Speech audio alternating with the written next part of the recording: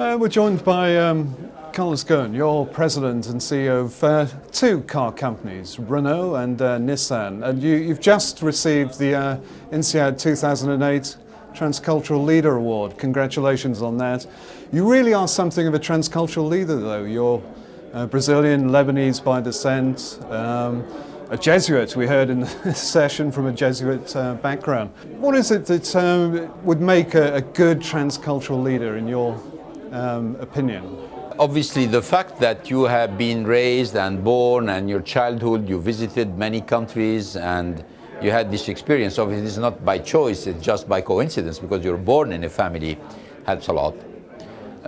You need also to have, I would say, more on the mindset side or character side, some empathy, which means that, you know, when you're moving from one country to the other, one culture to the other, there is curiosity about it, and there is a way to connect with and to learn from this new environment. You were saying that people should love the country, respect it anyway. But if you have to work, and particularly do something significant in a country, it's much easier if somehow you're connected to the country, and you like the country, and you respect the people, and you're curious about the culture.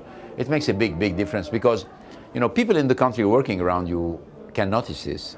And then when they notice that you are connected to the country, that you're happy to be here, that you're curious, that you're learning, that you're listening, well, they're going to forgive you a lot of things. Well, if not, you're going to be always facing scrutiny from people who consider that maybe you don't get it, maybe you have preconceived idea, maybe you're not listening. What was your approach when you went to Japan? Because you have learned some things about the culture. You were telling a story about how you were told that you should go into the elevator first before women. You had been holding back before then. Well, you know, there are a lot of things which are very rational that you're going to learn immediately, like learn a new language, learn how to like the food, you know, learn how to drive in the street. But then there are things which are embedded in you, habits, intuitions, which are marked by your own culture. And you're going to have to get to these basic references and question them when you're living in a country which is very different from yours. The story of the elevator, where, you know, if you're living in a Western country, it's very gross to get into the elevator in front of a woman, while in Japan, that's what is expected. And trying to do differently would in a certain way violate the code of Japanese culture is very interesting. But at the beginning, foreigners never do it, because they consider that it is gross to do that. Well, until you understand that you're going to have to live in Japan like Japanese, and it's very different from if you were living in France or living in the United States, you're still fighting, struggling with your preconceived idea, and you're not opening up and accepting the country, the new country where you're living or you're working, as it is. Japan is very different, though. How did you adapt to Japan? You know, again, I wanted to learn a lot from Japan. It was my first experience. It was a completely different culture. I didn't know a lot about Japan, so this mixture of curiosity, willing to learn, but at the same time wanting to make a contribution, wanting to, in a certain way, make a difference, helped me a lot. Obviously, I had the opportunity to be, going to Japan in order to help revive an icon of the Japanese industry. But at the same time, it was not only about a job to do, it was also a new culture to discover. Do you try to have transcultural teams? I presume your boards are still very much based on the nationalities of whether it be Renault from France or Nissan from Japan. You know, a passport is important, but it's not as important as experience. That means, so obviously if you have different passport, you have different experience and you have different culture. So I am by experience of the belief that when you have a very diverse team, people of different background, different culture, different gender, different age, you're going to get a more creative team, probably getting better solutions and enforcing them in very innovative way and with very limited number of preconceived ideas. So I'm totally convinced that the more diverse the team is, the better you understand the situation, and the more you are creative about the solutions. You were very interested in what you were saying about women and the gender issue. And you were saying that when you started in Japan, I think only 1% of the top management were women. But that was slightly better than your competitors. Twice and you've better. increased it since then. Yeah, twice better than the competition. But obviously, we moved from 1% of management made by women to 5% today. And we have an objective to reach 10%. The most important is not so much to establish milestones, but particularly to make sure that you're putting in place the methods and the processes and the ways in order to reach them in a convincing way. I mean, you want to make sure that when you are giving the opportunity to create a new job for a female manager, that she's going to be successful, that she's being coached, and she's being trained, and she's being prepared, and she has been carefully selected in order to perform into this job. So it's not a question of a fashion which is going to last 2 to 3 years, but it's a trend where you're going to prove that diversity delivers, and diversity enriches, and diversity is compatible with the kind of performance you want for your company. And if you get ahead of the curve, you're getting the pick. You get the best people. People. Obviously, you get the best people because you have a reputation of being, or attracting the best talent, female talent, and if you can be ahead of the curve, you're going to get the best people. Now, just to turn to sustainability, because that's been the major theme here at the Leadership Summit. You spoke about electric cars, you spoke about cars that run on hydrogen, you don't like those. You are going with the electric cars.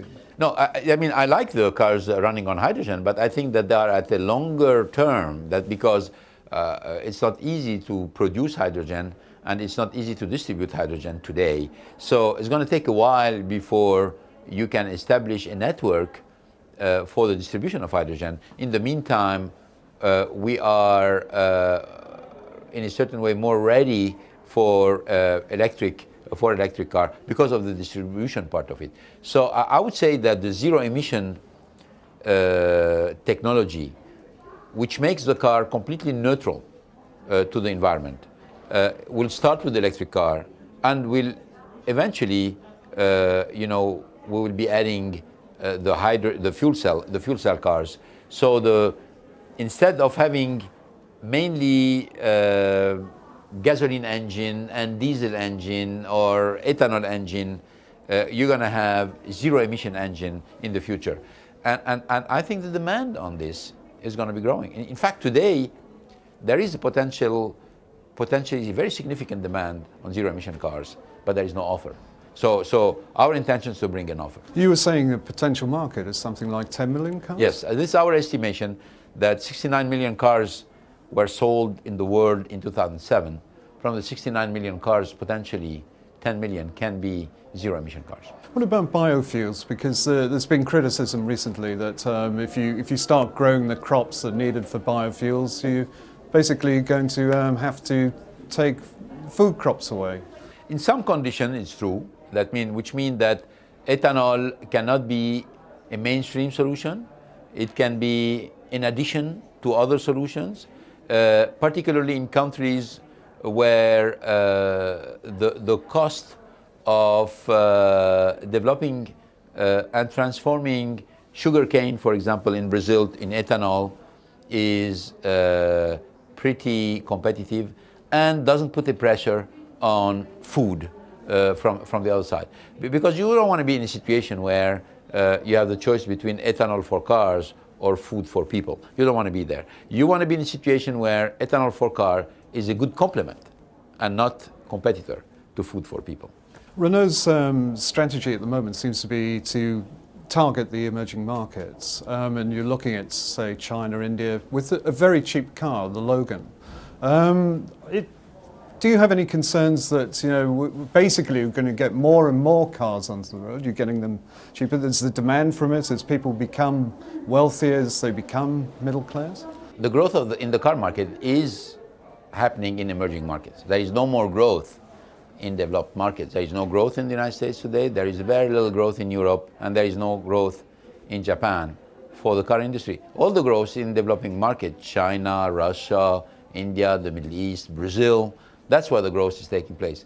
And it's normal for a car manufacturer to want to put as many cars as many people as possible in cars. That's normal. Now, our duty is to make sure that this is sustainable. And that's why I believe there is a big future for zero-emission cars. So there is no incompatibility between mankind wanting to be transported and being autonomous in its transportation, but at the same time preserving the planet from the other side.